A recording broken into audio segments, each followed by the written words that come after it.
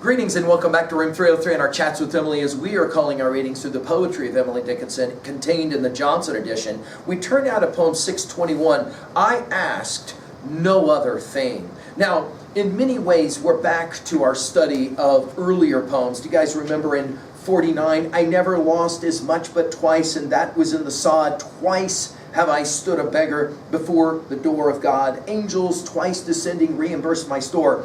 Burglar, banker, father, I am poor once more. And of course, we can't help but remember as well our study of 357. God is a distant, stately lover, woos as he states us by his son.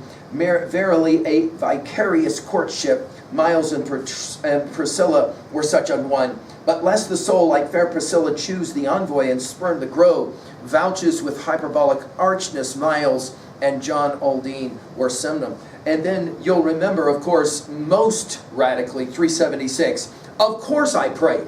And did God care? He cared as much as on the air a bird had stamped her foot and cried, give me my reason life I had not had, but for yourself. 'Twere better charity to leave me in the Adam's tomb, merry and not gay and numb, than this smart misery.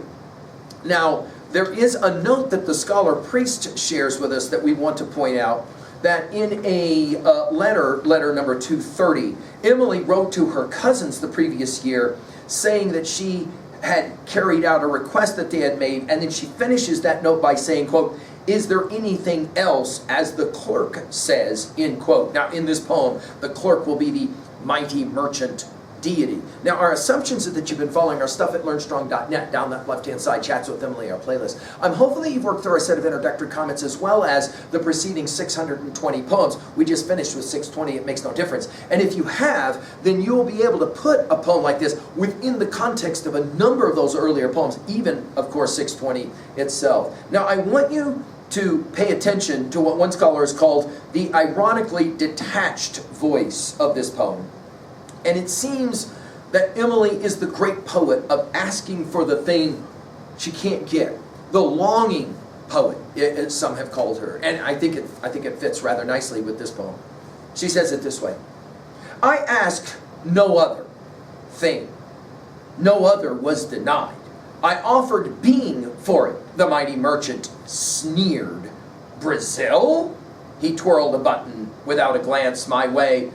But madam, is there nothing else that we can show today? End quote. Now, the fact that she has God speak in the plural of we takes us back, of course, to her study of Genesis 3, when God speaks in the plural. Notice, I asked no other thing. This is that whole thing that she would have learned early on in her study of the Arabian Nights about being offered at least one request, right? What is your one request? She says, there's only one thing I wanted. No other, she said, was denied. In other words, I could get anything I wanted except for the one thing that I really wanted and I never could get to it. I offered being for it. Notice capitalized. This is seemed to suggest she's willing to give up her life for this request. And it might be ironic because the request that maybe she's asking for is what? Immortality, the ability to live forever. And yet she says, I'm willing to die for it. There's some that have read the poem that way. And then she'll say, the mighty merchant. By the way, when we get to 1131 at the near the end of our study, that poem will read it this way. The merchant of the picturesque a counter has and sails, but is within or negative precisely as the calls to children. He is small in price and large in courtesy. It suits him better than a check, their artless currency of counterfeits. He is so shy, but do one advance so near as to behold his ample flight. God is pictured as a clerk, somebody that works in a store, if you will. Notice, the mighty merchant here, we're told, sneered. There was an alternative apparently that considered the word smiled instead, but she went with the word sneered, and it's the only time sneered gets used in all of her poetry. And then notice the break, and then notice the word Brazil. Now, you'll remember Brazil from our study of 541, 574, and we'll see it one more time in 841. Brazil, for Emily, represents something mammoth, something impossible to gain, and yet something she says she wants. Notice, Brazil, question mark. Now all of a sudden, we're focusing on the mighty merchant.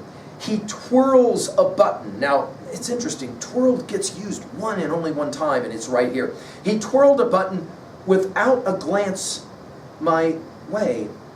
In many ways, taking us back to 6:20, right? God doesn't seem to care, just like nature doesn't seem to care. Without a glance my way. And then the quotation mark. Now God, the merchant, is speaking. But, dash, madam, dash, notice capitalized. Is there nothing else, dash, that we can show, dash, today? Question mark. Again, the use of the word show here, there's certain things I'm gonna share with you and others that I won't. And I think Deuteronomy 29 in Emily's reading of that text, the secret things belong unto God, I think this is, she's playing with this game. There's things I want to know, and the mighty merchant refuses to let me know.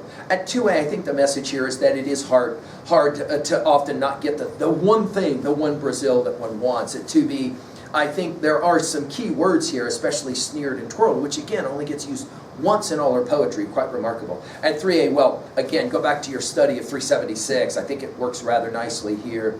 Finally, at 3B, when was a time when the one thing you wanted was the one thing you could not get? You wanted a Brazil, you just couldn't get it, and you felt like the merchant was sneering at you. Thank you.